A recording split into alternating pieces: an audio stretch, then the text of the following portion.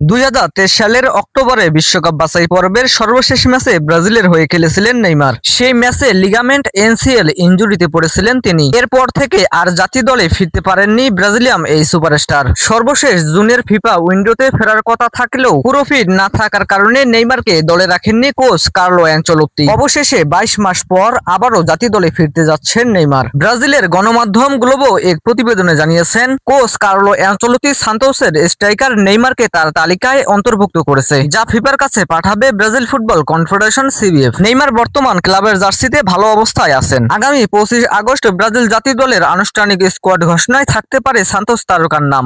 লাতিন অঞ্চলের বিশ্বকাপ বাছাই পর্বে 2 ম্যাচ বাকি আছে ব্রাজিলের, যেখানে 5 সেপ্টেম্বর চিলি এবং 10 সেপ্টেম্বর সর্বশেষ ম্যাচে বলিভিয়ার মুখোমুখি হবে সেলেসাওরা। কনমেবল বাছাইয়ের পয়েন্ট টেবিলে 3 থেকে 2026 বিশ্বকাপ নিশ্চিত করেছে ব্রাজিল। 16 ম্যাচে তাদের পয়েন্ট 25, সমান পয়েন্ট নিয়ে 2 রয়েছে ইকুয়েডর এবং 35 পয়েন্ট নিয়ে শীর্ষে রয়েছে আর্জেন্টিনা। আসন্ন 2 ম্যাচকে সামনে রেখে 25 আগস্ট স্কোয়াড ঘোষণা করতে পারে ব্রাজিলের কোচ কার্লো অ্যানচেলোত্তি। তার অধীনে ইতিমধ্যে ব্রাজিল 2টি বাছাই পর্বের ম্যাচ খেলেছে। গত জুনের আনুষ্ঠানিক সেসব ম্যাচের মধ্যে ইকুয়েডরের সঙ্গে গোলশূন্য ড্র এবং প্যারাগুয়ের বিপক্ষে 1-0 ব্যবধানে জেতে ভিনিসিয়াস রাফিনহারা।